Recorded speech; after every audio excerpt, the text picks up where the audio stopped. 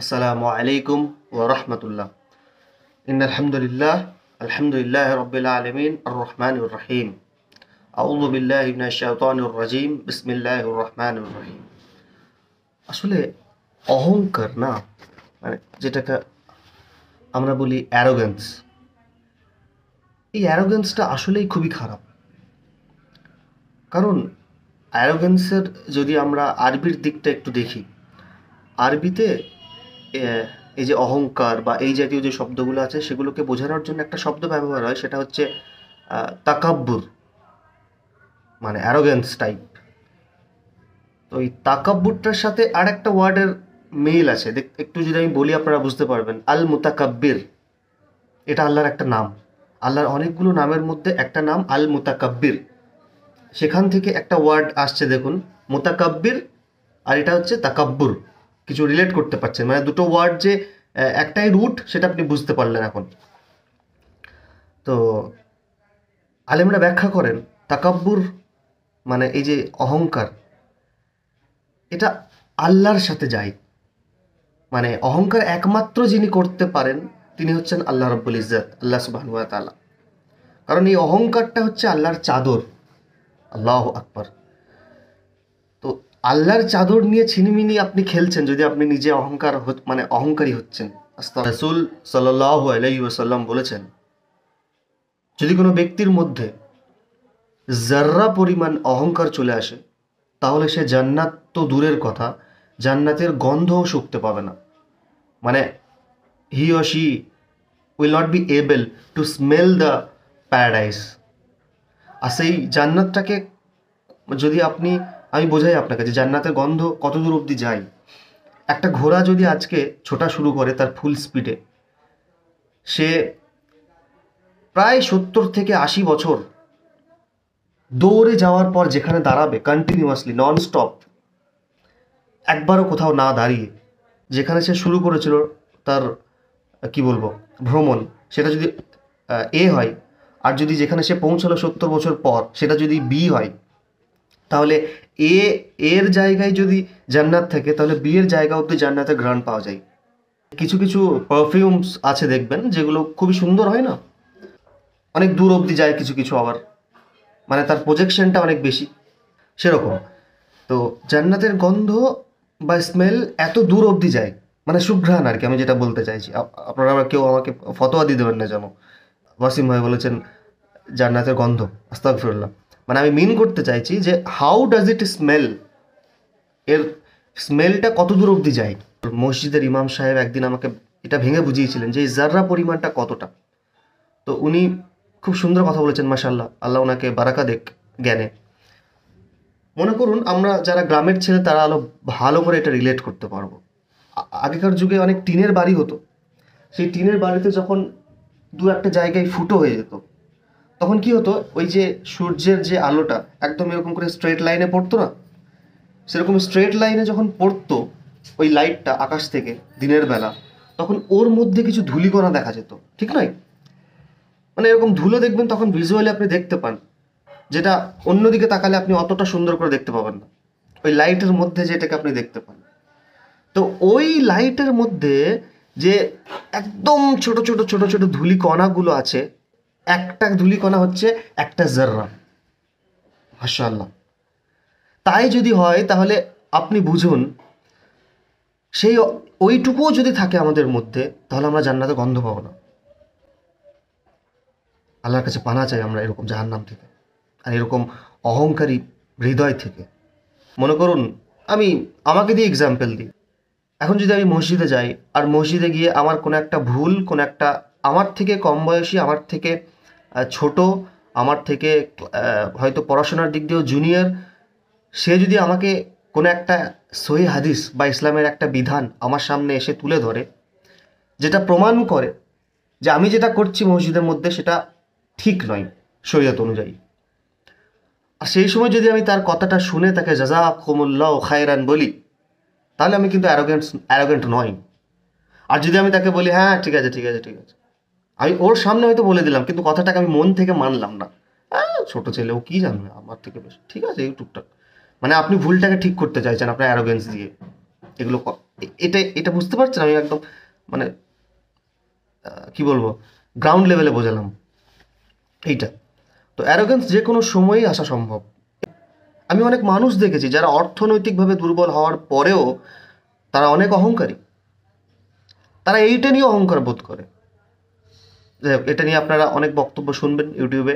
আমি অহংকার আমার নামাজ নিয়ে হতে পারে, কখনো কখনো অহংকার আমার টাকা নিয়ে হতে পারে, কখনো কখনো অহংকার আমার সম্পদ নিয়ে হতে পারে, কখনো কখনো অহংকার আমার ছেলেকে নিয়ে হতে পারে, মেয়েকে নিয়ে হতে পারে, স্ত্রীকে নিয়ে হতে পারে, এনিথিং, মানে সমস্ত সৃষ্টিকে নিয়ে অহংকার করা যায় আসলে।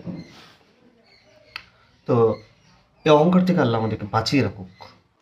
আমরা বলি অনেক সময় যে অহংকারী তো, অরে বাপরে, অনেক বড় অহংকারী ছিল ফেরাউন।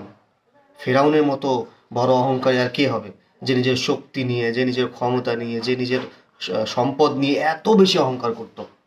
আমার কথা যদি শুনতে হয় আপনাদেরকে, তাহলে আপনারা প্লিজ প্লিজ প্লিজ আপনারা প্লিজ একটু পড়াশোনা করবেন। আমি প্রথম ভিডিওতেই বলেছিলাম এই কথা। যদি আপনি এরকম মেন্টালিটির না হন যে আপনি পড়বেন, জানবেন, বুঝবেন, শিখবেন, তারপরে মানবেন, তাহলে আমার ভিডিও দেখে আপনার বিশেষ কোনো লাভ হবে না। তাই যদি এখন মনে হচ্ছে আপনার যে না আমি এরকম এই ক্যাটাগরিতে পড়ি না, তাহলে আপনি এইখানেই ভিডিও বন্ধ করে ইউ ক্যান গো। ফেরাউন তো নিজেকে আল্লাহ দাবি করেছিল, এটা আমরা জানি তো, কিন্তু সে নিজেও পুজো করত। এখন আমার কোয়েশ্চেন আপনাদের কাছে, যে নিজে আল্লাহ বলে অহংকার করে সে কি কোনোদিন পুজো করতে পারবে? মানে এটা কেমন একটা ইললজিক্যাল ব্যাপার না, যে সে নিজে সব কিছু স্রষ্টা বলে দাবি করছে, আবার সে নিজে স্রষ্টার পুজো করছে। কম মানে এই যে ইকুয়েশনটা তো মিলছে না। ও কিন্তু শুধু যে মানে এই ওয়ারশিপের দিক দিয়ে নিজেকে আল্লাহ বলতো এমনটা নয়, কারণ ও নিজেই অন্য কারো ওয়ারশিপ করতো, ও তো আর নিজের ওয়ারশিপও করতো না। ওই সময়ের ইতিহাসবিদগণ বলেন, ওই সময়ের যে কি বলবো মূর্তিগুলো ছিল বা গুলো ছিল সেইগুলোকে পুজো করতো। মানে অলরেডি তাদের যে গডসগুলো ছিল আগে আগে থেকে, সেইটাকেও পুজো করতো।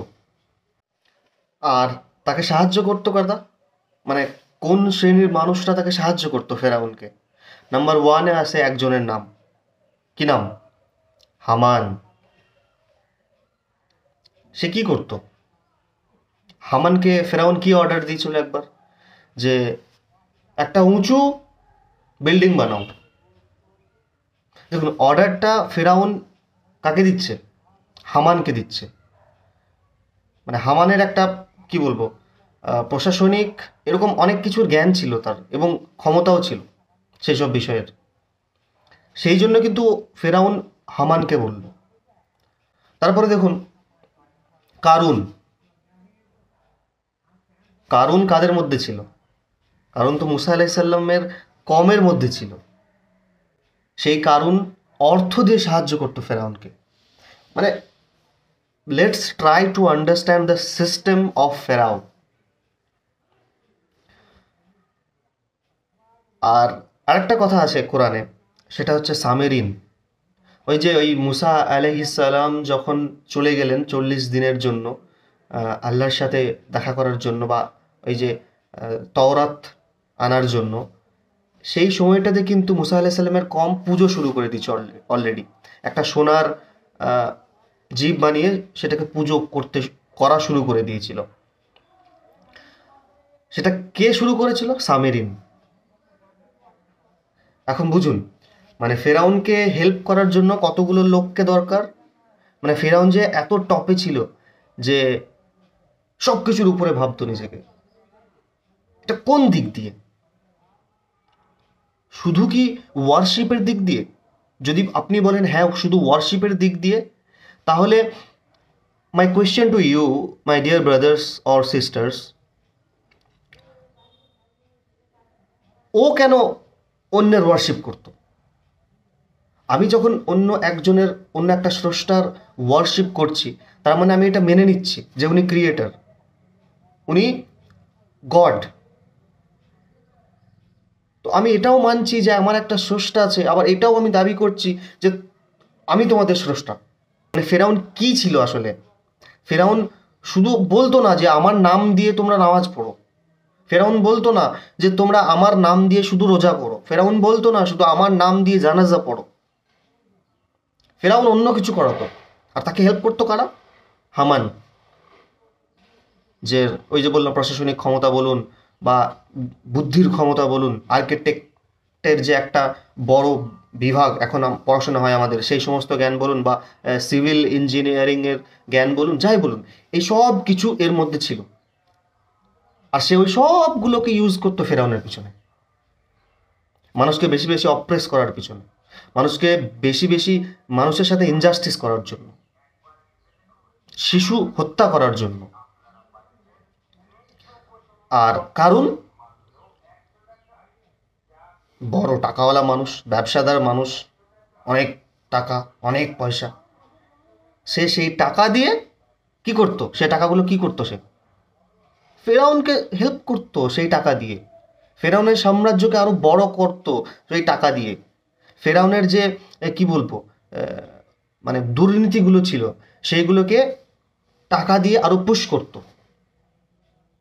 মানে দুনিয়ার মধ্যে খারাপ ছড়িয়ে দেওয়া, চারিদিকে সব কিছু নোংরা করে দেওয়া, এগুলোতে হেল্প করতো টাকা দিয়ে তারা। আর সামেরিন, সামেরিন ছিল যারা ধর্মের নাম করে, ধর্মের নাম দিয়ে মানুষকে পথভ্রষ্ট করত। ওই যে সামেরিন, মুসা আলাইহিস সালামের ঘটনাটা একটু আগে বললাম, তো ওনারা কিন্তু ওই জাতির মধ্যে একটু ইন্টেলেক্ট, মানে কি বলবো, পণ্ডিত লেভেলের লোক ছিলেন ওনারা ধর্মীয় দিক দিয়ে। তো ওরা ওই ইস্যুটাকে ইউজ করতো, মানে ওই নিজের যে ওদের একটা ক্ষমতা যে আমরা ধর্ম নিয়ে কাজ করি, এইটাকে ওরা কি হিসেবে কাজে লাগাতো? ফেরাউনকে হেল্প করার জন্য, ফেরাউনের কি বলবো রাজত্ব আরো বড় করার জন্য এবং টিকিয়ে রাখার জন্য রাজত্ব সারা জীবন তারা এই সমস্তগুলো করতো। মানে এই যে টোটাল ফেরাউনিজম, এই যে সিস্টেম ফেরাউনিজমের, এটাকে বরকরার রাখার জন্য সেই শ্রেণীর মানুষদের, যে ধর্মীয় পণ্ডিতরা আছে, তাদেরকেও ক্যাপচার করতে হবে। তারা যদি সাপোর্ট না করে ফেরাউনিজমকে, তাহলে ফেরাউনিজম এর পক্ষে টিকে থাকা মুশকিল হয়ে যাবে। তো যেই মুসা আলাইহিস সালামের শত্রু এত শক্তিশালী ছিল, সেই শক্তিশালী শত্রুর সামনে আল্লাহ তাআলা কাকে চুজ করলেন? মুসা আলাইহিস সালাম এবং তার ভাই হারুনকে। মুসা আলাইহিস সালামকে যখন প্রথমবার বলা হলো তুমি ফেরাউনের কাছে দাওয়াত দাও, তখন উনি কিন্তু বললেন যে আমাকে শক্তি দিন, আমার সাথে আমার ভাইকেও আপনি নবী বানিয়ে দিন। মানে একটু তো হয়, এটা হিউম্যান নেচার নয় কি? মানে আমি ভুল হলে আমাকে ঠিক করে দেবেন, যে এত বড় একটা সাম্রাজ্য, যেখান থেকে, যেই দেশ থেকে আমাকে তাড়িয়ে দিল, আমি যেই দেশ থেকে 10 বছর দূরে আছি, আমি ওখান থেকে মানে ওই এলাকার একটা পলাতক আসামি বলা যেতে পারে তাদের চোখে। তো সেইখানে আবার আমি ফিরে যাচ্ছি, আর আল্লাহ আমাকে আদেশ দিচ্ছেন যে আবার ওই যে যেই লোকটা তোমাকে তেড়েছিল তোমার ঘর থেকে, তোমার নিজের রাষ্ট্র থেকে, নিজের দেশ থেকে, তাকে তুমি দাওয়াত দাও। আর আল্লাহ এখানে একটা ওয়ার্ড বলেছেন যে নম্রভাবে দাওয়াত দাও। ফেরাউনের মতো এরকম একটা শত্রু, সেই শত্রুকে দাওয়াত দেওয়ার জন্য আল্লাহ তাআলা মুসা আলাইহিস সালামকে বলছেন ভদ্রভাবে দাওয়াত দাও, নম্রভাবে, be polite, be humble when you are giving দাওয়া। যাই হোক, তো আচ্ছা, তো আল্লাহ কিন্তু ওই ফেরাউনের সামনে এমন একজনকে দাঁড় করালেন না যে যার ওরকমই একটা বড় সাম্রাজ্য আছে, যার এত শক্তি আছে, যার এত সম্পদ আছে, এরকম কাউকে কিন্তু দাঁড় করেননি। উনি দাঁড় করেছেন মুসা আলাইহিস সালামকে। মানে একজন মানে দুনিয়াবি চোখে তো একজন মুসা আলাইহিস সালাম দুর্বল একজন মানুষ এই ওয়ার্ল্ডলি ভিউতে, বা যদি বলি যে মানে বাস্তবিক যে আমরা যেটা দেখতে পাই চোখের সামনে, সেই হিসেবে তো যে কেউ ভাববে যে একজন এত দুর্বল মানুষকে দাঁড় করাচ্ছেন আল্লাহ এত শক্তিশালী, এত বিরাট সম্পদশালী ব্যক্তির সামনে। কারণ আল্লাহ তাআলা কোরআনে বলেছেন না যে জালিমরা জালিমের বন্ধু, আর যারা ঈমান আনে, যারা মুমিন বান্দা, তার বন্ধু একমাত্র আল্লাহ তাআলা, একমাত্র আল্লাহ তাআলা। এটা আছে কোরআনে, দেখবেন আপনারা। তো সত্যের জয় যতবার হয়েছে, সত্যের পক্ষে লোক কিন্তু খুব বেশি ছিল না। এটা কোনোদিনই হয়নি। আপনারা দেখবেন হিস্ট্রি খুলে যে যতবার সত্যের জয় হয়েছে, এরকম হয়নি সত্যের তরফে যারা ছিল তারা সবাই অনেক বেশি ছিল, বা তারা খুব বেশি শক্তি ছিল তাদের, বা তাদের অনেক বড় একটা সাম্রাজ্য ছিল। না, তাদের যেটা থাকে সেটা হচ্ছে সত্যবাদিতা এবং ন্যায়, জাস্টিস, আদল, এটা ছিল। আর কি ছিল? অনেস্টি, এগুলো ছিল তাদের। দুনিয়াবি চোখে সেরকম কিছু ছিল না, তারপরেও তারা জিতেছেন। এই যে বলি বারবার দুনিয়াবি চোখ, আর দুনিয়াবি চোখ নয় মানে অন্য একটা চোখ আছে, সেটা আবার কী করে দেখব? আমি যে বারবার বলছি যে দুনিয়াবি চিন্তা অনুযায়ী, দুনিয়াবি সোচ অনুযায়ী, দুনিয়াবি যেভাবে আমরা অবজার্ভ করি কোনো কিছু সেই অনুযায়ী, তো এটা ছাড়াও কি অন্য কোনো উপায় আছে দেখার, নাকি আমি এমনিই বলছি? হ্যাঁ আছে, অবশ্যই আছে। কোরআনুল কারিমে দেখবেন আল্লাহ সুবহানাহু ওয়া তাআলা যখন মুসা আলাইহিস সালাম ওই যে ওনার স্ত্রীর জন্য আগুন খুঁজছিলেন, তখন আল্লাহ তাআলা কি বললেন মুসা আলাইহিস সালামকে? যে তোমার হাতে ওটা কি? আল্লাহ তাআলা মুসা আলাইহিস সালামকে জিজ্ঞাসা করছেন, তোমার হাতে ওটা কি? তো মুসা আলাইহিস সালাম তখন উত্তর দিচ্ছেন যে এটা লাঠি, এটা দিয়ে আমি, মানে উনি বলছেন আর কি, এক্সপ্লেন করছেন কীভাবে উনি ইউজ করছেন এতদিন ধরে এই লাঠিটাকে, যে রাস্তা দিয়ে যখন হাঁটি তখন এদিক ওদিক করতে সুবিধা হয়, এর উপর ভর দিয়ে দাঁড়াতে সুবিধা হয়, বা বাড়িতেও এদিক ওদিক যখন কোনো মনে করুন আপনি জঙ্গলে দিয়ে যাচ্ছেন, এরকম নড়াতে হয় না, দু একটা যদি ছোটো ছোটো ছোটো মাটো দু একটা জন্তু জানোয়ার চলে আসে, সেগুলোকে তো সরাতে হয়, সেই জন্য অনেক দুনিয়াবি কাজে হেল্প হয়। তো আল্লাহ তাআলা বললেন তারপরে ঠিক আছে, তুমি প্রথমে জিজ্ঞাসা করলেন যে এটা কী কী কাজে ব্যবহার হয় বলো, মানে তুমি কী করো এটা দিয়ে, প্রথমে জিজ্ঞাসা করলেন, পয়েন্টগুলো মনে রাখবেন। সেকেন্ড, তিনি আল্লাহ তাআলা তাকে বলছেন তুমি লাঠিটা ছুঁড়ে ফেলে দাও সামনে। নাম্বার 3, যখনই ছুঁড়ে ফেলে দিলেন তখন লাঠিটা শার্প হয়ে গেল।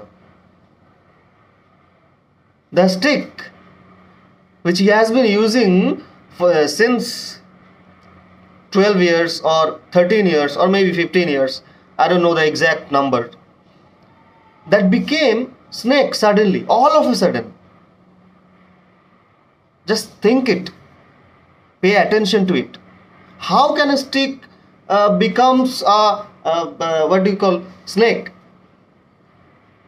This is beyond our imagination, this is beyond our thinking, this is beyond our what you call science or logic, whatever you call. তো তারপরে 4 নম্বরে যে পয়েন্টটা আলোচনা করব সেটা হচ্ছে মুসা আলাইহিস সালাম কিন্তু একটু ভয় পেলেন, একটু, যে স্বাভাবিক না, আমি যে লাঠিটা এত বছর ধরে ইউজ করছি, আমি যখন ঘুমাই সেখানে রাখি, আমি আমার 24 ঘন্টা আমার সাথে থাকে, সেটা দেখছি হঠাৎ করে সাপ হয়ে গেল। আর আলেমরা ব্যাখ্যা করেন অনেক সময় যে এটা কিন্তু এমনি এমনি সাপ হয়নি, মানে ভয়ঙ্কর সাপ হলো একটা। তারপরে মুসা আলাইহিস সালাম সেটা দেখে একটু ভয় পেলেন। তারপরে আল্লাহ তাআলা কি অর্ডার দিচ্ছেন দেখুন, ভালো করে বুঝুন। আল্লাহ তাআলা আবার অর্ডার দিচ্ছেন এরপরে যে তুমি সাপটাকে ধরো, ওটা আবার লাঠি হয়ে যাবে। আল্লাহু আকবার। আচ্ছা, আপনি একটু কল্পনা করুন নিজেকে নিয়ে যে আপনি চোখের সামনে দেখছেন, এবার তো কিছু বাঁচার কোনো অপশন নেই, আর এবার তো শেষ আমি। কিন্তু আপনি যদি আল্লাহতে বিশ্বাস করেন তাহলে আপনাকে এটা বিশ্বাস করতেই হবে, it is not over until it actually overs. মানে যতক্ষণ পর্যন্ত আপনি বেঁচে আছেন, you have a hope for everything. মানে আল্লাহতে যখন আপনার বিশ্বাস আসবে, আল্লাহকে আপনি চিনবেন, আল্লাহকে আপনি বুঝবেন, that time you will feel fearless, you will become polite, and at the same time you will strive to gain more and more knowledge. সব কিছু আপনার মধ্যে চলে আসবে। যখন আপনি আল্লাহকে আসলে চিনতে পারবেন, আল্লাহর পথে কি বলবো পথিক হবেন, আল্লাহর কোরআনকে যখন আপনি বুঝবেন, আল্লাহ নবীর জীবনী যখন আপনি পড়বেন, পড়াবেন, কোরআন শুধু নিজে পড়বেন না, পড়াবেন অন্যকে, এটার মধ্যে অনেক অনেক কিছু কি বলবো বেনিফিটস আছে, অনেক অ্যাডভান্টেজেস আছে, যেটা আপনি শুরু করবেন তারপর বুঝতে পারবেন ইনশাআল্লাহ। মুসা আলাইহিস সালাম তখন কিন্তু ভয় পাচ্ছিলেন একটু, সেখানে আল্লাহ তাআলা বলছেন সাপটাকে ধরো, তো উনি একটু ভয় পেলেন, তারপরে আল্লাহ বললেন ধরো, মানে ভয় পেও না, ধরো। তখন উনি ধরলেন আর সেটা সাপ হয়ে গেল। এই যে টোটাল স্টোরিটা আল্লাহ তাআলা আমাদেরকে বয়ান করছেন আল কোরআনে। আমি আগের দিন একটা ভিডিওতে আলোচনা করেছিলাম যে কোনো একটা গল্প, মনে করুন অনেক ছোটোবেলায় আমরা পড়তাম না যে একটা গল্প লিখতে হবে, তারপরে তার মোরালটা লিখতে হবে, মোরাল অফ দ্য স্টোরি। ছোটোবেলায় ছোটো ছোটো গল্প হতো, তার একটা মোরাল থাকতো। তো কোনো মানুষ যখন কোনো মোরাল বোঝাতে গিয়ে কোনো গল্প বোঝায়, আমরা কত অ্যাটেন্টিভলি সেটা শুনি। এখানে আল্লাহ তাআলা লাইভ দেখাচ্ছেন, ইমাজিনেশন করতে বলছেন না আল্লাহ। মুসা আলাইহিস সালামকে আল্লাহ তাআলা লাইভ দেখাচ্ছেন যে যেটা তুমি চোখ দিয়ে দেখো সেটা আমার জন্য দেখো তুমি, আমি এটার কমান্ড দিয়ে রেখেছি বলি দেখো, মানে আমি এটার কমান্ড দিয়ে রেখেছি শুধু এই জন্যই তুমি দেখতে পাও। এই যে গায়েবের পর্দাটা, মানে আল্লাহ তাআলা চেষ্টা করার, মানে আল্লাহ তাআলা সেখানে মুসাকে শেখাচ্ছেন যে দেখো এই সব কিছু দুনিয়াতে যা কিছু চলে, কন্ট্রোলার আমি আল্লাহ, সব কিছু আমার ইজাজতে চলে, আমি কন্ট্রোলার এই সব কিছুর।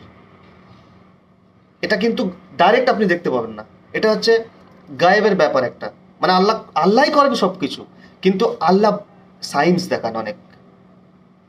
তো মুসা আলাইহিস সালামকে দেখুন কত সুন্দরভাবে আল্লাহ দেখাচ্ছেন যেই জিনিসের মানে জীবন নাই, সেইটা একদম জীবন্ত একটা সাপ হয়ে গেল। Miracles do happen, but only by the grace of Allah রব্বুল ইজ্জত। সে ছাড়া আর কিছু, মানে উনিই একমাত্র পারেন, আর যারা ওনাতে বিশ্বাস করেন এইভাবে তাদের জন্য উনি করেন। বুখারী ও মুসলিমে একটা হাদিস আছে কিন্তু, যে আল্লাহকে যে যেরকম ভাবে, মানে আমি যেরকম আল্লাহকে ভাবি, আল্লাহকে যেরকম চিন্তা করি, সেই রকম ভাবেই আল্লাহ আমার সাথে থাকবেন। মানে আপনাকে তো আগে বুঝতে হবে, জানতে হবে যে হ্যাঁ আল্লাহ, হু ইজ আল্লাহ, আল্লাহর মানে আল্লাহ কি কি করবেন আপনার জন্য, এগুলো আপনি যতক্ষণ না জানবেন আপনার সেই বিশ্বাসটা আসবে কি করে। এরকম অনেক ঘটনা ঘটেছে আসলে মুসা আলাইহিস সালামের সঙ্গে। আর একটা ঘটনা আমি শেয়ার করি, যে যেখানে আল্লাহ কিছু না কিছু একটা বোঝাতে চাইছেন, something that Allah is trying to make us understand through al Quran. কারণ মুসা আলাইহিস সালামের ওই ঘটনাটা কোরআনে আছে, বাদ বাকি কোনো ঘটনাগুলো কিন্তু নেই। তো ওইটা যখন আছে, এটা আমার বিশ্বাস নিশ্চয়ই ওর মধ্যে কোনো শিক্ষা আছে। কারণ আল কোরআনেই একটা আয়াত আছে দেখবেন যে ওদের মানে তোমাদের পূর্ববর্তী যে নবীগুলো আছে তাদের কাহিনীতে তোমাদের জন্য শিক্ষা রয়েছে, এটা আল কোরআনের আয়াত। তখন ফেরাউনের পুরো কি বলবো ফোর্স তার পিছন দিক, মানে মুসা আলাইহিস সালাম এবং তার কম এক জায়গায় ফেসে গেলেন, মানে তার ফোর্সের কাছে। কিভাবে, মানে খুব মুসা আলাইহিস সালাম এবং তার কমকে দৌড়াচ্ছিলেন পিছন দিক থেকে শত্রুপক্ষ, মানে এই যে ফেরাউনের যে দলবল ছিল, যে কি বলবো ফোর্স ছিল। এরকম যেতে যেতে যেতে যেতে এক জায়গায় কি হলো, সামনে লোহিত সাগর পড়ে গেল। আপনারা গুগলে সার্চ করবেন লোহিত সাগর, তো ওই সাগরটা পড়ে গেল সামনে। এখন ভাবুন আপনি একজন আপনার শত্রুপক্ষ থেকে দৌড়ে দৌড়ে পালাচ্ছেন, আর সামনে একটা সাগর পড়ে গেল, আর আপনার পিছনে শত্রু, আপনার বামে শত্রু, আপনার ডানে শত্রু। মানে এই সময় তো আর কিছু করার নেই, নাথিং। মানে এটা তো আর আপনি ভাবতে পারবেন না নর্মালি, না যে এই সমুদ্রটা ভাগ হয়ে যাবে আর আমি হেঁটে চলে যাবো। এটা কি পসিবল ভাবা যে কারোর দ্বারা? মুসা আলাইহিস সালামের যে কম ছিল তারা কিন্তু বলেছিল মুসা আলাইহিস সালামকে এই সময় যে এবার কি হবে আমাদের, এরকম একটা কথা আছে ওইখানে, দেখবেন আপনারা কোরআনে পড়বেন লাইনগুলো, আমার এক্স্যাক্টলি মনে পড়ছে না। ওখানে উনি মানে কম মুসা আলাইহিস সালামকে বলেছিলেন এইভাবে যে এবার কি হবে, এবার হয়তো ফেসে গেলাম বা এরকম কিছু, যে মানে ওনারা টেন্সড হয়ে গেছিলেন, ওনারা খুব ওয়ারিড হয়ে গেছিলেন যখন এই ঘটনাটা ঘটলো। তখন মুসা আলাইহিস সালাম কিন্তু বলেছিলেন যে না না না, আল্লাহ সাহায্য আসবে। এই যে বিশ্বাস আল্লাহ সাহায্য আসবে, এটা আমি বলতে পারবো কি এরকম সিচুয়েশনে, যখন চারিদিকে আপনি কিছু দেখতে পাচ্ছেন না, যে there is no way to get out, there is no other way. আপনার চোখে মনে হচ্ছে যে মানে সব ব্ল্যাঙ্ক দেখছেন আপনি একদম, সেই সময়ও আল্লাহর উপর ভরসা। এগুলো হচ্ছে নবী, রসুল, ওলি, আউলিয়া এদের কাজ। যাই হোক, তো দেখুন এই সময় উনি যে মুসা আলাইহিস সালাম যে আল্লাহর উপর ভরসা করলেন, এত মানে কি বিরাট ইমান। এখন এই যে এত ভরসা করলেন আল্লাহর উপর, তারপর কি হলো? তারপর আল্লাহ তাআলা ওই সমুদ্র ফাঁক করে দিয়েছেন। আল্লাহু আকবার, করে দিয়েছেন রিয়েলি। তো আল্লাহর মদদ আসবেই। কোরআন একটা আয়াত আছে যে আল্লাহর সাহায্য অতি নিকটে। আল্লাহর সাহায্য অতি নিকটে, মানে খুব কাছে আল্লাহর সাহায্য। এটা একটা, এটাই তো সব থেকে বড় মোটিভেশনাল, ইন্সপিরেশনাল, মানে কি বলবো, লাইন হওয়া দরকার, যে আল্লাহ তাআলা স্বয়ং বলছেন সাহায্য অতি অতি নিকটে। কাদের জন্য? সেটার জন্য আপনাকে একটু পড়তে হবে যে কাদের জন্য সাহায্য নিকটে। বেশ, তো মুসা আলাইহিস সালামকে এরকম বারবার আল্লাহ তাআলা বুঝিয়েছেন কিন্তু, যে এই যে গায়েব, আমরা যে বলি কি ইমান বিল গায়েব, মানে গায়েবের উপর বিশ্বাস রাখা, এইটাই তো গায়েবের উপর বিশ্বাস রাখা, যে সব কিছু কন্ট্রোলার উনি, আপনি ভয় করবেন ওনাকে। আর যতবার মানুষ এইটা থেকে সরে গেছে, মানে কি বলবো, এই যে আহ, ইব্রাহিম আলাইহিস সালামের বংশধরগণ, ইনক্লুডিং মি, যারা মানে তারা যতবার এই ইমান বিল গায়েব থেকে সরে গেছে, মানে মন থেকে ভুলে গেছে আল্লাহকে, আল্লাহর কমান্ড ভুলে গেছে, তাদের এরকম প্রবলেম এসছে বারবার, যেগুলো আমাদের হচ্ছে। তো আমাদের মেন কাজ কি? আমাদের মেন কাজ এটা নয় তো। বলতে চাইছি আমি যে দুনিয়াবি চোখে কিছু একটা দেখা অন্য ব্যাপার, আর কি বলবো, মানে শরীয়তের বা আল্লাহর ফিল্টার দিয়ে বা রসুলের ফিল্টার দিয়ে, সাহাবীর ফিল্টার দিয়ে দুনিয়াকে দেখা অন্য একটা ব্যাপার।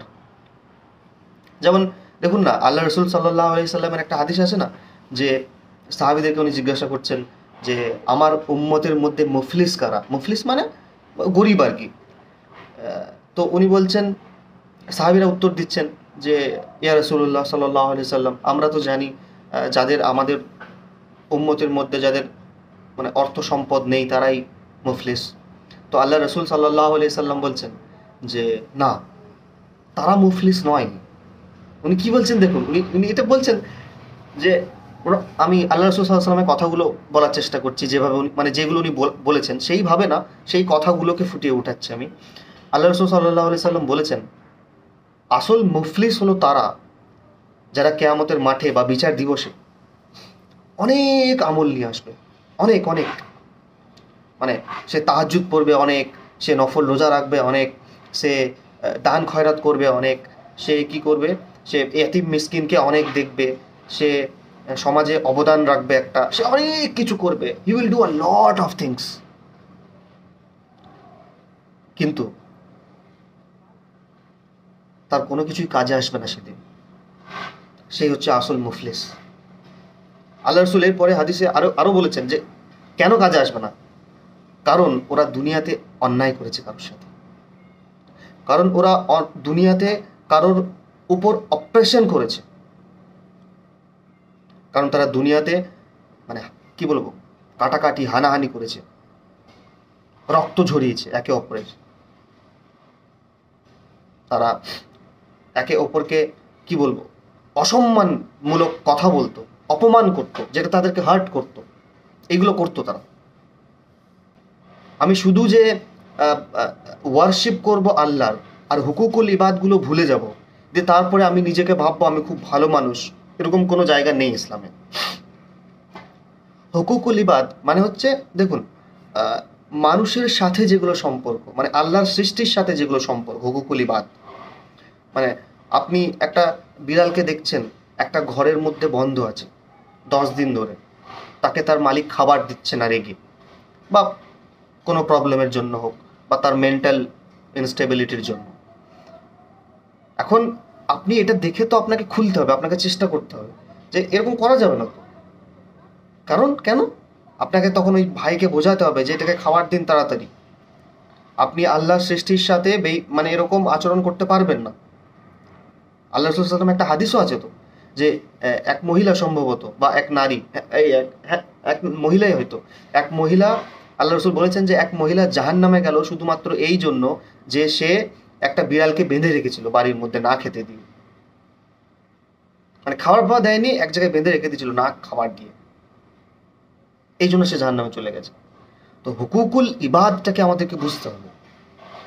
তাহলে একটা বিড়ালের জন্য যদি এরকম হয়, একটা মানুষের সাথে আপনি যে এত দিন ধরে খারাপ ব্যবহার করছেন, সেটার জন্য কিছু হবে না? বা হয়তো এমন হতে পারে যে তারা নামাজ, রোজা, হজ, জাকাত এগুলো সব লোকের জন্য করতো, তাই তাদের ওগুলো তো আছে আমল নামায়, যে ওটা তো করেছে, এটা তো সত্যি, কিন্তু সেগুলো কোনো কাজে আসছে না। মানে হচ্ছে দেখুন, এই এই এই হাদিসটা থেকে বাঁচার একটা উপায়, সেটা হচ্ছে আই থিঙ্ক নিজের জীবনটাকে আল্লাহ সেন্ট্রিক করা। কি করা? নিজের জীবনটাকে আল্লাহ সেন্ট্রিক করা। মানে অনেক মানুষ আছে দেখবেন, তারা মানে ব্যক্তি সেন্ট্রিক, মানে তারা নিজের সেলফ সেন্ট্রিক, না আমি শুধু আমি নিজের, আমার জন্য যেটা ভালো সেটা আমি বুঝবো, বাস, আর কিছু দরকার নেই। অনেক মানুষ আছে দেখবেন, তারা হচ্ছে সোশ্যাল সেন্ট্রিক, মানে সমাজ যেটা বলবে সেটাই ঠিক, তাতে যদি সমাজ অন্যায়ও করে ঠিক আছে। তো আল্লাহ সেন্ট্রিক হতে হবে, তাহলে না আপনার প্রত্যেকটা আমল সেদিন কাজে আসবে ইনশাল্লাহ। লেটস সাপোজ আমি যখন নামাজ পড়তে যাচ্ছি, তখন যদি আমি নিজেকে বারবার এটা মনে করাই যে আল্লাহ তুমি আমাকে বাঁচাও রিয়া থেকে, অহংকার থেকে। আল্লাহ আমাকে তুমি তৌফিক দাও যে আমি সব কিছু, এই যে আমি রাস্তায় হাঁটছি, অজু করছি, আমি মসজিদে যাচ্ছি, নামাজ পড়বো, নামাজ পড়ে বাড়ি আসবো, এগুলো সব যেন শুধু তোমাকে খুশি করার উদ্দেশ্যে হয়। যখনই আপনার প্রত্যেকটা অ্যাকশনের যখন আপনি ইন্টেনশন ঠিক করে নেবেন যে আপনি কেন করছেন, তাহলে আপনি ওইটা থেকে বেঁচে গেলেন, মুফলিস হওয়ার থেকে। এই জন্য তো আল্লাহ রসুল সাল্লাহ সাল্লামের একটা হাদিস আছে, যেটা বুখারিতে কোট করেছেন ইমাম বুখারি, প্রথম হাদিস এটা, ইন্না মাআলু বিন নিয়া, মানে তোমার প্রত্যেকটা অ্যাকশন, তার প্রতিদান কি হবে, তার ফল কি হবে, তার রেজাল্ট কি হবে, আল্লাহ সেটা কিভাবে তোমাকে দেবেন, সেটা ডিপেন্ড করে তোমার নিয়া অনুযায়ী, মানে তোমার ইন্টেনশন অনুযায়ী।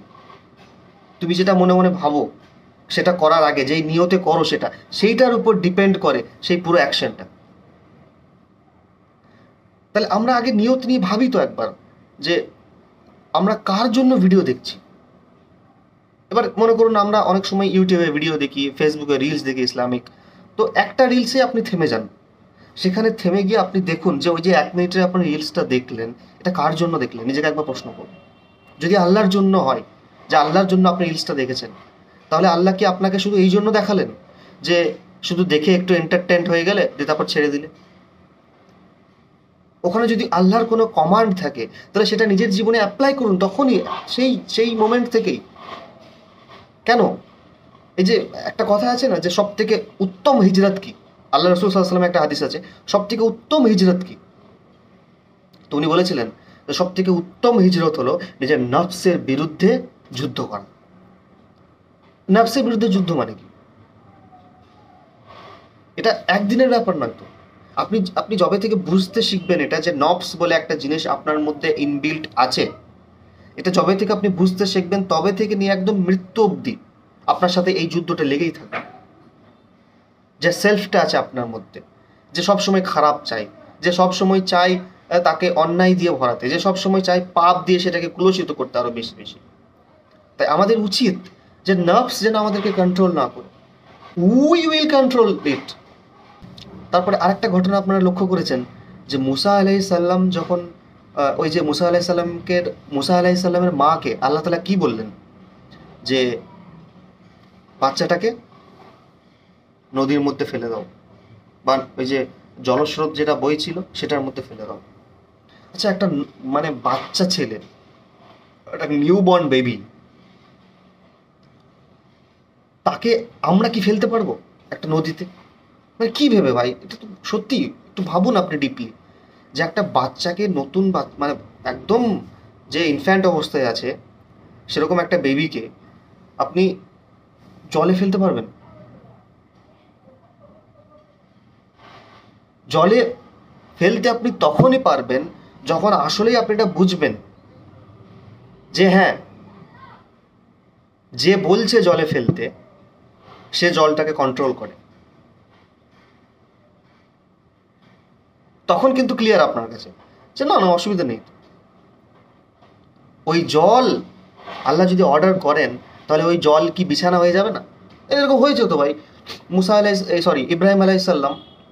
ইব্রাহিম আলাইসাল্লামকে যখন নমরুদ ওই যে আগুনে ফেললো, একটা বিরাট বড় আগুন করলো, দেশে আগুনের মধ্যে ইব্রাহিম আলাইসাল্লামকে ছুঁড়ে ফেললো, মনে আছে? কোরআন আছে তো এটা। তো ইব্রাহিম আলাইসাল্লাম সে সময় কি পুড়েছিলেন আগুনে? ওনার কি কিছু হয়েছিল? শরীর জ্বলেছিল? উনি কি মারা গেছিলেন? আস্তাগফিরুল্লাহ। তখন আল্লাহ তাআলা যখন ওকে আগুনে ফেলা হলো, কোরআন আছে, এগুলো পড়বেন আপনারা। যখন ইব্রাহিম আলাইসাল্লামকে আগুনে ফেলা হলো তখন আল্লাহ তাআলা কোরআনে বলছেন এটা যে আগুন, আল্লাহ তাআলা বললেন, আগুন তুমি মুসার জন্য ঠান্ডা হয়ে যাও। তার মানে দেখুন আগুনের বেসিক ধর্ম কি, মানে আগুনের কি কোয়ালিটিস আছে, আগুনের প্রপার্টিজ কি। অনেক আগুন, তার কি প্রপার্টিজ? পোড়ানো সবাইকে, মানে আমি যতদূর জানি অভ্র ছাড়া তো সবাইকেই ও পুড়িয়ে ফেলতে পারে আগুন। তাহলে ইব্রাহিম আলাইসাল্লামকে কিন্তু তখন আগুন পোড়াতে পারলো না, কেন? আল্লাহর আদেশে। তাহলে আগুন আপনাকে জ্বালাতে পারে এই জন্য কারণ আল্লাহ আগুনকে এই কমান্ড দিয়ে রেখেছে। আরেকটা বিষয় এখানে লক্ষ্য করুন কোরআনের মধ্যে, যে আল্লাহ কিন্তু বলেননি যে আগুন তুমি ঠান্ডা হয়ে যাও। আল্লাহ তাআলা কোরআনে বলেছেন যে আগুন তুমি ইব্রাহিমের জন্য ঠান্ডা হয়ে যাও। মানে শুধু ইব্রাহিমের ক্ষেত্রে তোমার যে প্রপার্টিসটা আছে সেটা তুমি আর করো না, মানে তোমার যে জ্বালিয়ে দেওয়ার ধর্ম, এই প্রপার্টিসটা আমি বন্ধ করলাম ইব্রাহিম আলাইসাল্লামের জন্য। পণ্ডিত ব্যক্তি আছেন ওসামা আল শরাফা নাম তার, তিনি বলেন এই কথাটা যে আল্লাহ কখনো কখনো আপনাকে সাহায্য করবেন, কোনো মিনসে ইউজ করবেন না। যেমন ওই যে আগুন আগুন যে শীতল হয়ে যাবে এটা তো ভাবাই যায় না, মানে অসম্ভবকে সম্ভব করা, মিরাক্কেল করা, এইভাবেও আল্লাহ সাহায্য করেন। কি হয়েছিল যখন খারাপ রাজার কাছে উনি গেলেন, তখন তো মানে খারাপ রাজার মনে অনেক খারাপ কথা এসেছিল ইব্রাহিম আলাইসাল্লামের স্ত্রীকে দেখার পর। তখন ইব্রাহিম আলাইসাল্লামের স্ত্রী যখন আল্লাহর কাছে দোয়া করছিলেন, ওই সারা আলাইসাল্লাম যখন দোয়া করছিলেন আল্লাহর কাছে কেঁদে কেঁদে কেঁদে কেঁদে কেঁদে কেঁদে, তখন কি হলো? সঙ্গে সঙ্গে ইমিডিয়েটলি ওই রাজাটা অজ্ঞান হয়ে পড়ে গেল, ফিটস হয়ে গেল, মানে পুরো ব্ল্যাঙ্ক আউট। মানে আল্লাহর কমান্ড ছাড়া কিচ্ছু হয় না।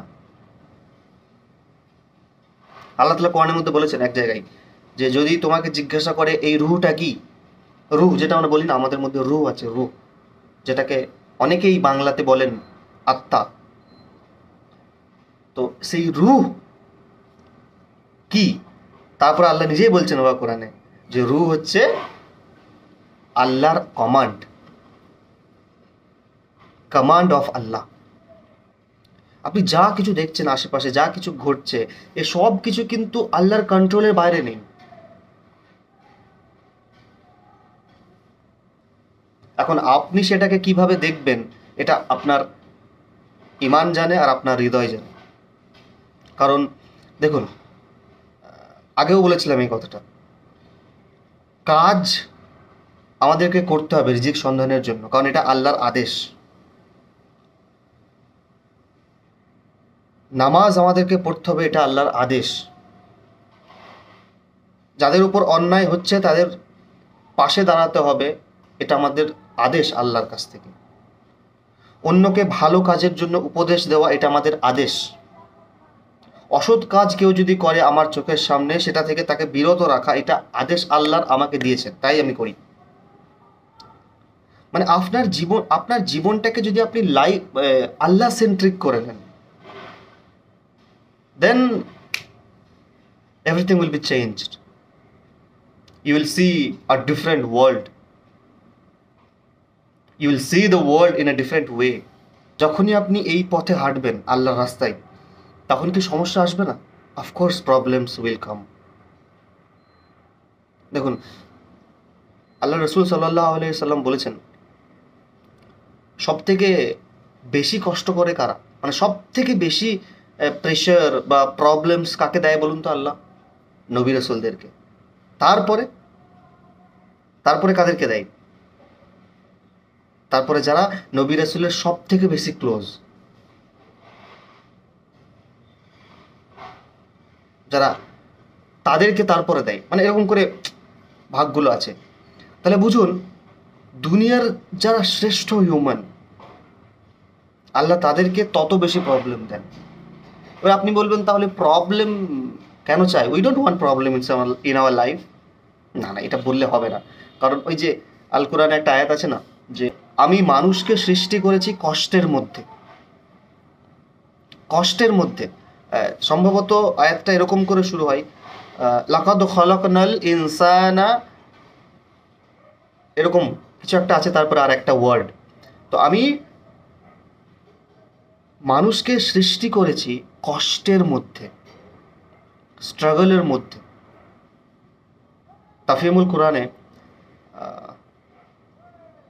লিখেছেন এই আয়াতের ব্যাখ্যাতে, যে মানুষের সৃষ্টি এই জন্য হয়নি যে সে শুয়ে বসে ঘুমিয়ে ঘুমিয়ে দিন কাটিয়ে দেবে। এই জন্য তার সৃষ্টি হয়নি। তাকে মাঠে নামতে হবে, তাকে শিক্ষা অর্জন করতে হবে, তাকে সব মানে কি বলবো, সংসার করতে হবে, সংসারের দায়িত্ব নিতে হবে, তাকে দুনিয়ার জন্য কিছু ভাবতে হবে, তাকে নিজের কমিউনিটির জন্য কিছু ভাবতে হবে, তাকে জাস্টিস ছড়াতে হবে। অনেক কাজ আছে তার। মানে কি বলবো, মানুষের এটাই ধর্ম, যে সে সারা জীবন স্ট্রাগলের মধ্যেই থাকবে। সেই স্ট্রাগলটা যেন আবার সিরাতুল মুস্তাকিমের উল্টো পথ না হয়, সেটা যেন সিরাতুল মুস্তাকিমেরই পথ হয়। আচ্ছা, এবার আমরা তো প্রবলেম চাই না। প্রবলেম মানে ইস্যুটা তো এখানে, যে who wants problem in their life? No one. Allah তাআলা কোরআনে বলছেন এক জায়গায়, এই এই এই প্রশ্নের উত্তরে দুবার বলছেন আল্লাহ, ব্যাক টু ব্যাক, ইন্না মাআল উসরি উসরা, ইন্না মাআল উসরি উসরা, মানে কষ্টের সাথেই শান্তি আছে। কষ্টের পরে নয়, এরকম নয় যে হার্ডশিপ দেন পিস। হার্ডশিপ মানে পিস উইথ হার্ডশিপ। কষ্টের সাথেই শান্তি আছে। এই যে কষ্টের সাথে শান্তি, এটা ফিল করবেন আপনি তখন যখন আপনি আল্লাহ সেন্ট্রিক হয়ে যাবেন।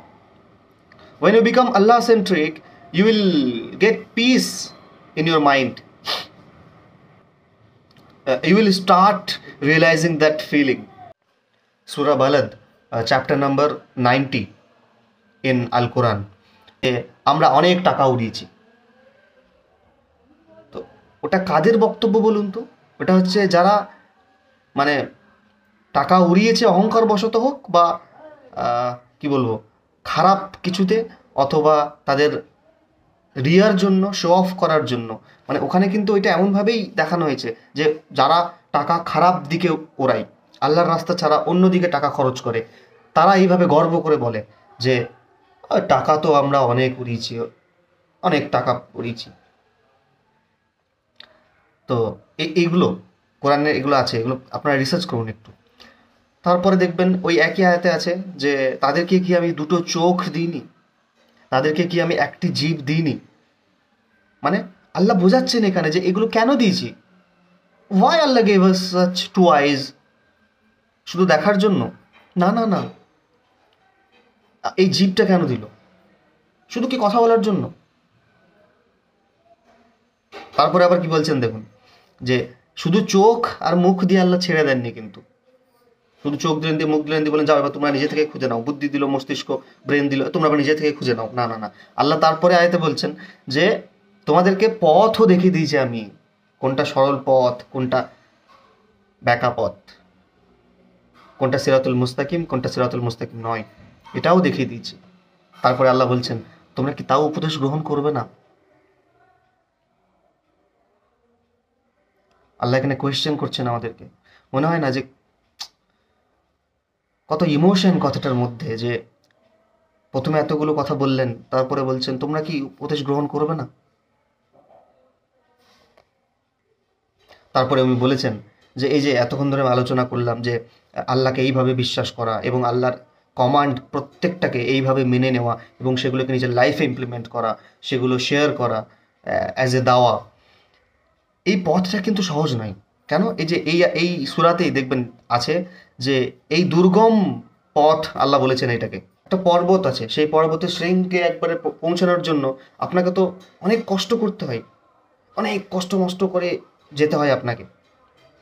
একবারেই তো আপনি পৌঁছে যান না পর্বত শৃঙ্গে। সেরকম মানে কত কষ্ট হয় একটা পর্বতের নিচে থেকে একবারে পর্বত শৃঙ্গে যেতে গেলে।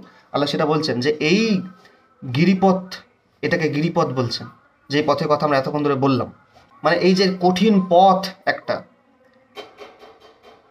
এই পথ, এই পথের কথা বলেছেন এবং এটাও বলেছেন আল্লাহ যে এই পথটা কোন পথ, এটা আল্লাহ কোরআনের মধ্যে বলেছেন যে এটা কোন পথ। দেখুন আমি এক্স্যাক্টলি পড়ার একটু চেষ্টা করছি, হ্যাঁ, ওই সূরা আল বালাদের ওই আয়াতগুলো, যে দুর্গম পথটা কি, এই যে এত কষ্টের পথ বললাম যেটা আল্লাহর পথ, এই পথটা আসলে কি, কি করে বুঝবো যে এই পথটা এটা? আল্লাহ তাআলা বলছে দেখুন সূরা আল বালাদের 12 নম্বর আয়াতে আল্লাহ বলছেন, তুমি কি জানো সেই দুর্গম পথটি কি? 13 নম্বর থেকে আল্লাহ বলছেন, এবার 13 থেকে পরপরগুলো পড়ছি আমি। তা হচ্ছে দাসত্বের শেকল খুলে কাউকে মুক্ত করে দেওয়া, অথবা দুর্ভিক্ষের দিনে কাউকে খাবার দেওয়া, নিকটতম কোনো এতিমকে আহার পৌঁছানো, কিংবা ধুলো লুণ্ঠিত কোনো মিসকিনকে কিছু দান করা, অতঃপর তাদের দলে সামিল হয়ে যাওয়া যারা ঈমান আনবে, একে অপরকে ধৈর্যের অনুশীলন করাবে এবং একে অপরকে দয়া দেখানোর উপদেশ দেবে। শুধুমাত্র যে তারা নিজেরা ধৈর্য ধরবে এমনটা না, একে অপরকে ধৈর্যের অনুশীলন করাবে এবং শুধু যে নিজে দয়া দেখাবে অন্যকে এমনটা না, একে অপরকে দয়া দেখানোর উপদেশ দেবে। এরাই হচ্ছে সেই সৌভাগ্যবান লোক, মানে ডান দিকের লোক। এরকম আরো অনেক আছে, দেখবেন আরেকটা আছে সূরা আসর, যেখানে আল্লাহ তাআলা বলছেন আউযু বিল্লাহি মিনাশ শাইতানির রাজিম বিসমিল্লাহির রহমানির রহিম ওয়াল আসর ইন্নাল ইনসানা লাফি খুসর ইল্লাল্লাযীনা আমানু ওয়া আমিলুস সালিহাত ওয়া তাওয়াসাউ বিল হাক্কি ওয়া তাওয়াসাউ বিস সাবর। ওয়াল আসর, আসরের কসম, মানে সময়ের কসম খেয়ে বলছি আমি। কি বলছি? আল্লাহ কি বলছেন? ইন্নাল ইনসানা লাফি খুসর, প্রত্যেকটি মানুষ ক্ষতির মধ্যে আছে। কি মারাত্মক আয়াত! Just pay attention to this আয়াত। 103 নম্বর সূরার 103 নম্বর সূরা নিয়ে কথা বলছি আমরা। কি বলছেন আল্লাহ? প্রত্যেকটা মানুষ ক্ষতির মধ্যে আছে। ইন্নাল ইনসানা লাফি খুসর ইল্লাল্লাযীনা আমানু, শুধুমাত্র তারা ছাড়া যারা ঈমান এনেছে। ইল্লাল্লাযীনা আমানু ওয়া আমিলুস সালিহাত, ইল্লাল্লাযীনা আমানু ওয়া আমিলুস সালিহাত, এবং যারা নেক কাজ করেছে। ওয়া তাওয়াসাউ বিল হাক্কি, মানে যারা কি করেছে, এবার শুধু নিজে নেক কাজ করেনি, প্রথম আয়াতটা গেল শুধু নিজেরা নেক কাজ করে, তারপরে একে অপরকে তাগিদ দেয়, উপদেশ করে, একে অপরকে ইনফ্লুয়েন্স করে নেক কাজ করার জন্য। ওয়া তাওয়াসাউ বিস সাবর, শুধু নিজেরা সবর করে না, একে অপরকে দাওয়াত দেয় সবর করার। এরা ছাড়া বাকি সবাই ক্ষতির মধ্যে আছে। এখনো আপনার ক্ল্যারিটি দরকার, মানে সূরা আসরটা একবার পড়ুন না খুলে, তাহলে অনেক কিছু ক্লিয়ার হয়ে যাবে যে কোন মানুষ ক্ষতিতে আছে, কোন মানুষ আল্লাহর কাছে আছে, আপনি নিজেই দেখতে পাবেন। সূরা বালাদটা বললাম, ওটা একটু পড়ুন।